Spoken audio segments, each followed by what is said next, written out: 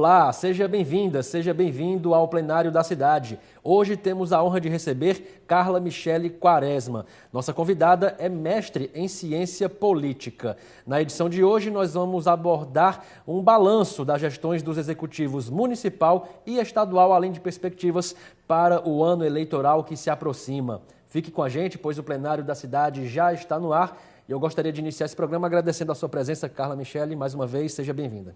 Marcelo, para mim é uma satisfação enorme. Eu já estive aqui em outras ocasiões e é um prazer muito grande contribuir com esse debate, porque eu acredito que assim os meios de comunicação cumprem um importante papel, que é levar informação aprofundada, adequada, inclusive para que o cidadão, nos momentos eleitorais e nos momentos de fiscalização dos mandatos, disponham de condições objetivas, né, de informação consistente, para que a melhor avaliação seja feita e que para que cada vez mais nós tenhamos a consciência de que política é parte do nosso cotidiano. Sem dúvida, esse é o nosso papel e a gente vai já iniciar esta nossa conversa, Carla, falando sobre a gestão municipal aqui em Fortaleza, né? O prefeito Evandro Leitão, que já se aproxima do primeiro ano de mandato, qual a análise que a gente pode fazer dentro daquilo que o prefeito se propôs a levar para a cidade quanto às promessas da eleição do ano passado, né? Qual o balanço que a gente faz até o momento? É claro que o primeiro ano é sempre um ano desafiador, né? Um ano para arrumar a casa, e o prefeito tem demonstrado uma preocupação muito grande em relação às questões financeiras que estão relacionadas ao município.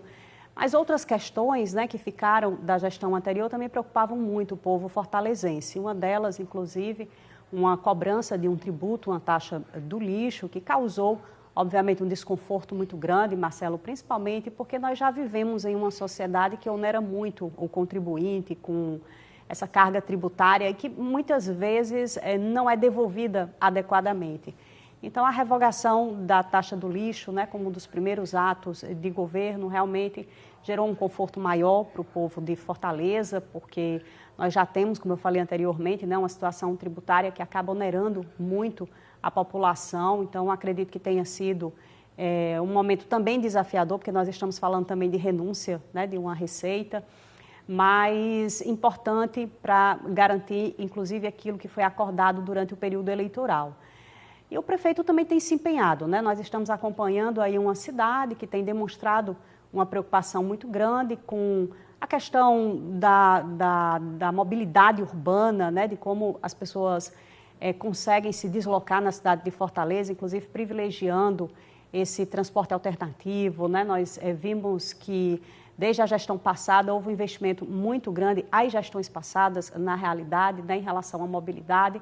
Nós temos acompanhado o reforço dessas ações, né, inclusive com faixas reservadas para ciclistas, né? Em Fortaleza hoje há um grande número de pessoas que utilizam a bicicleta como um meio de transporte, inclusive para ir para o trabalho, para as suas ocupações diárias, né? E nós, obviamente, precisamos garantir que essas pessoas transitem pela cidade com segurança, mas também aquelas pessoas que utilizam para o lazer, que utilizam para o esporte. Então, Fortaleza tem se destacado em relação a isso, né? Outras obras importantes também para a mobilidade, também para garantir essa questão ambiental, né? A substituição do asfalto. Então, isso gera também um conforto maior para o povo de Fortaleza. Então, há uma preocupação muito grande, né, nessas questões.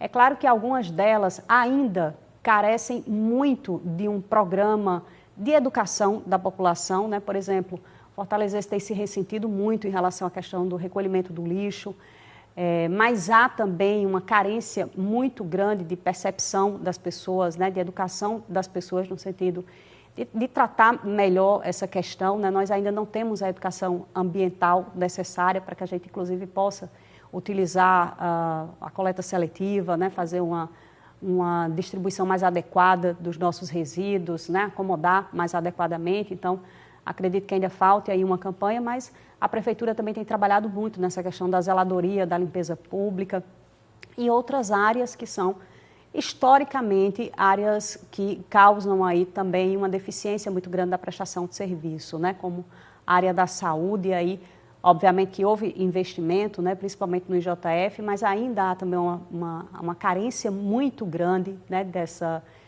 assistência mais adequada para que a população possa utilizar um serviço que realmente seja um serviço que atenda, que contemple todas as necessidades. Na área da educação também nós precisamos desse reforço, principalmente da valorização dos profissionais da área da educação. E nesse sentido também eu acredito que o prefeito tem se empenhado, né, pelo menos em estabelecer um diálogo, uma conversação. Uma marca muito forte dessa gestão é essa proximidade maior com a comunidade. Então o prefeito tem se destacado nesse sentido, né, visitando as pessoas, acompanhando o dia a dia da administração, porque afinal de contas não se pode governar adequadamente a partir de um gabinete sem conhecer a realidade, e esse movimento in loco que permite entender quais são as reais necessidades, quais são os caminhos mais adequados para que realmente a população tenha essa sensação e tenha a materialidade, né, daquilo que realmente vai servir para gerar o bem-estar, porque é para isso que o poder público serve, né? A prefeitura cumpre um papel fundamental, principalmente porque é a instância de poder mais próxima da população. Então, é onde as pessoas vivem no município, é onde elas conseguem acessar mais facilmente o poder público. Então, a prefeitura tem que realmente assistir melhor, tem que estar mais próximo das comunidades, né, entendendo melhor cenários,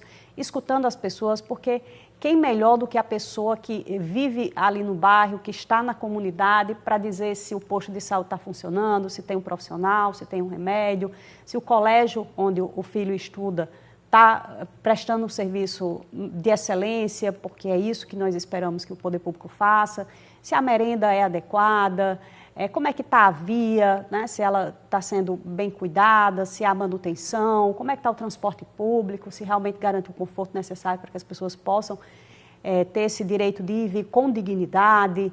Então, essa proximidade maior com as pessoas faz com que as decisões tomadas pelo poder público elas sejam mais certeiras, elas sejam mais alinhadas com as reais necessidades. E, nesse sentido, nós percebemos que há uma predisposição, um interesse muito grande do prefeito, principalmente porque é o gestor e acaba sendo a referência, o exemplo, né, para os demais membros da administração, de que realmente tem se preocupado em estabelecer esse caminho. Talvez, Marcelo, nós tenhamos ainda que aperfeiçoar mecanismos utilizando essas modernas tecnologias de comunicação, né? A implantação de um gabinete digital para que as pessoas possam ter essa linha direta, né? E aí eu estou falando de um canal institucional da prefeitura, né? Não se trata de mídias sociais do prefeito ou algo que personalize o poder, mas realmente um gabinete que as pessoas possam levar as suas demandas e para que elas sejam acolhidas, né? Talvez até com escrutínio, com um processo, né, de votação, para que aquilo que realmente seja colocado como mais importante e prioritário para os munícipes tenha um olhar mais adequado da prefeitura. Então, nós hoje já temos condições técnicas para fazer isso, né? Isso poderia ser implementado com vontade política. E aí, obviamente, que isso repercutiria na aprovação do governo, na maior legitimidade do governo e, claro, no sentimento de que realmente a política nos representa, né? Porque é esse descolamento, muitas vezes, entre aquilo que é feito e aquilo que é real necessidade da população que faz com que as pessoas tenham esse sentimento de que a política é coisa dos outros, de que a política não serve para resolver o problema cotidiano. Então, é escutando as pessoas, dando as respostas, né? Mostrando, através de políticas públicas, que é possível concretizar demandas populares, que a gente vai fortalecendo o regime democrático, né? E nós precisamos muito disso no Brasil, porque, de uma maneira geral, há um descontentamento muito grande dos brasileiros com a representação política. Agora, o prefeito Evandro Leitão, Carla, ele também, para implementar essas ações políticas públicas que vem desde a campanha do ano passado e também o rearranjo das contas aqui do município, ele precisa de um apoio da Câmara Municipal, né, da aprovação do Legislativo. E quanto a esse ponto, ele tem uma ampla base aqui que permite a execução dessas ações, dessas medidas.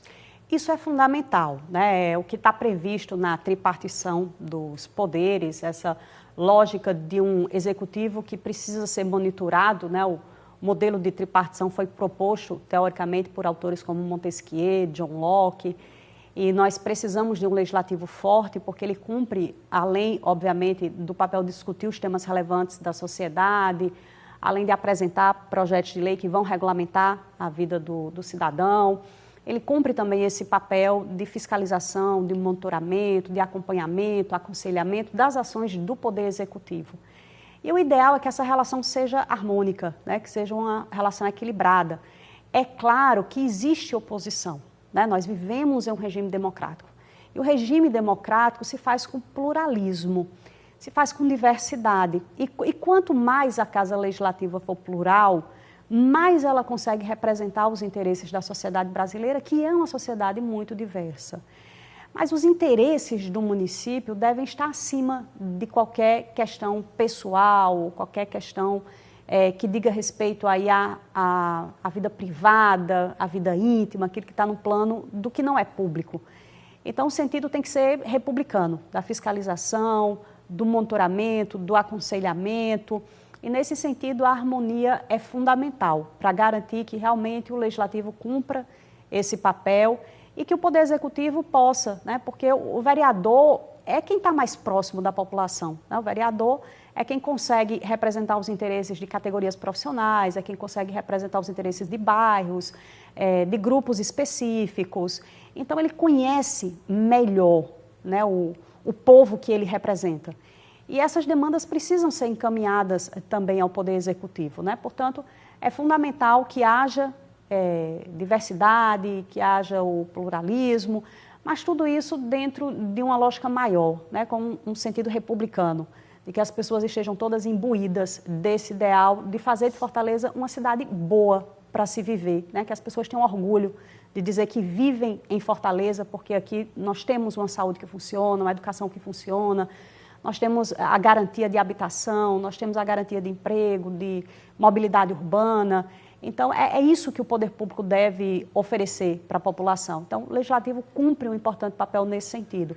E, claro, é o espaço do debate, né? O próprio termo parlamento já traz essa ideia, né, do debate, da discussão propositiva, ou seja, do bom debate, né, daquilo que é inerente ao campo da política.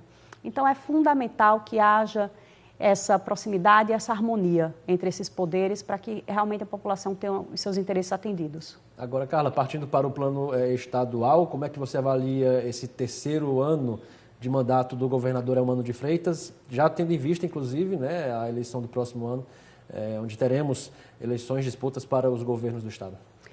Nós temos um governo de continuidade, né, o que o Eumano, inclusive, apresentou durante o processo eleitoral, né, com apoio do ministro Camilo Santana, era um projeto de continuidade, né, e realmente nós estamos assistindo um governo que manteve, né, aqueles indicadores, por exemplo, em áreas extremamente exitosas no Ceará, como a área de educação, mas existem também os grandes gargalos, que são herança de governos anteriores, né? Há coisas que são estruturais e não estão presentes somente no estado do Ceará, né? São vivências do Brasil, dos estados que compõem a nossa federação, e talvez, né, o setor aí, a área que mais carece de maior cuidado. Eu não vou falar nem de investimento, porque foram feitos muitos investimentos durante esses últimos anos, eu diria até durante essas últimas décadas na área da segurança pública, e isso não se mostrou suficiente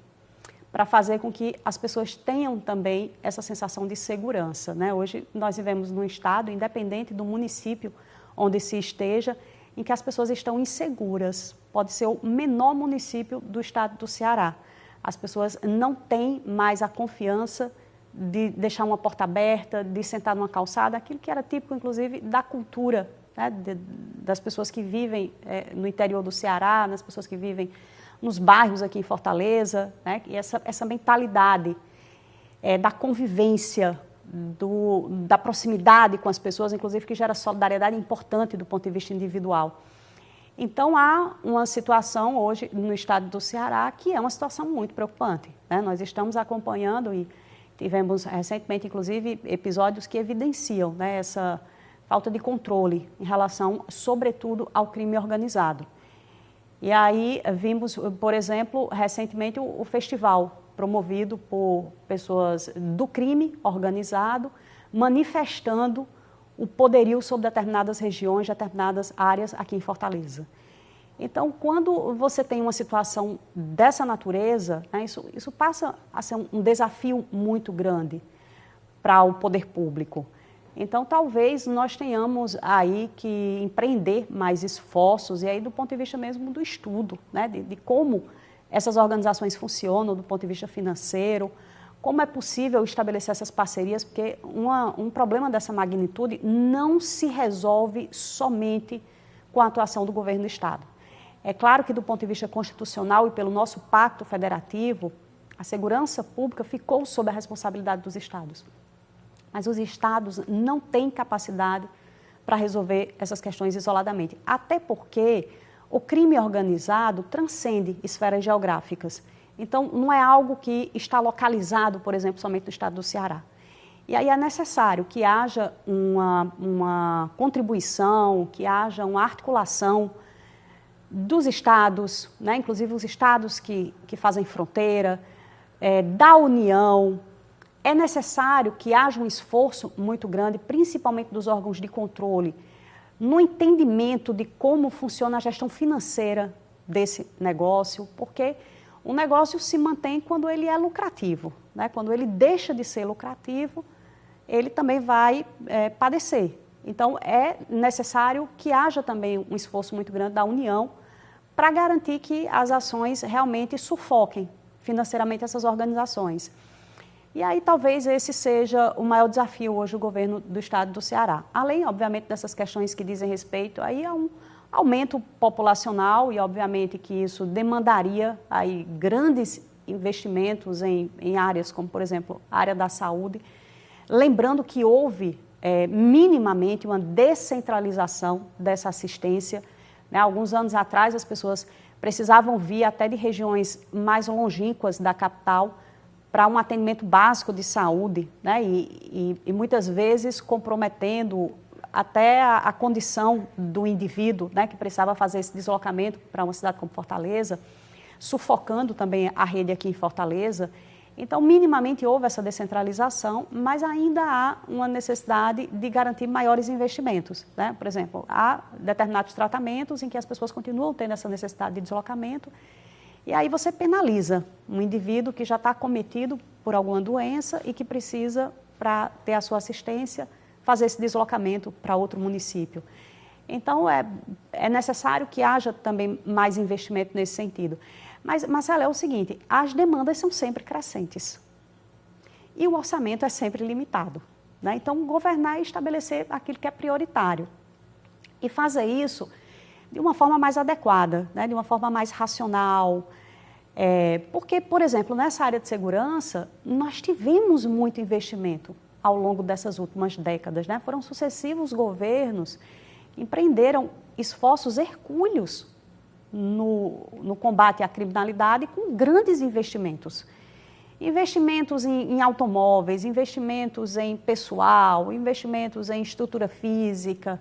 E ainda assim nós estamos aqui discutindo essa questão da segurança como um dos maiores problemas do estado do Ceará.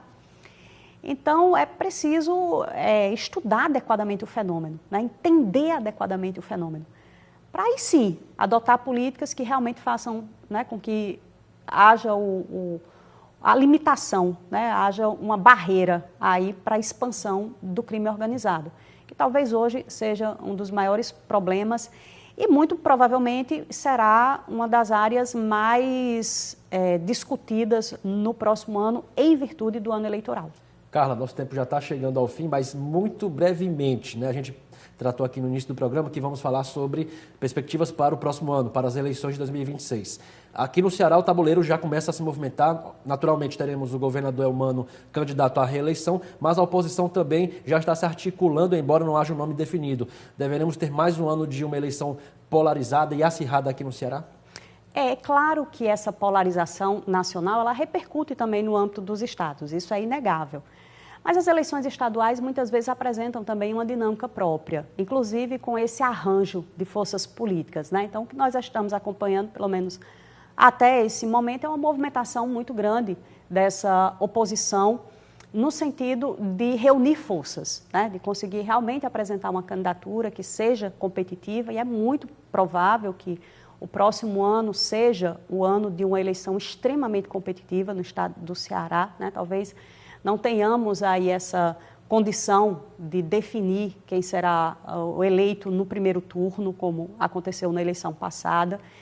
E, obviamente, que isso vai gerar também muita propaganda negativa. E talvez um dos temas que mais vai ser discutido é exatamente essa questão da segurança pública, até porque esse grupo de oposição, principalmente essa oposição que cresceu muito, né, na eleição municipal do ano passado, essa oposição que se articulou, essa oposição que é muito atuante, trata muito dessas questões relativas à segurança pública. Então, muito provavelmente teremos no próximo ano uma eleição aqui no Ceará muito competitiva. Carla, muito obrigado, viu, pela participação, pelas análises e até a próxima oportunidade. Eu que agradeço mais uma vez pelo convite e estou sempre à disposição. Quando vocês me chamarem, estarei aqui me sentindo convocada para participar desse time que tanto engrandece a TV Câmara. Nós que agradecemos e agradecemos também a você que nos acompanhou até aqui. O Plenário da Cidade volta na próxima semana com mais debates e discussões sobre assuntos que interessam a você, cidadã e cidadão de Fortaleza. Até lá.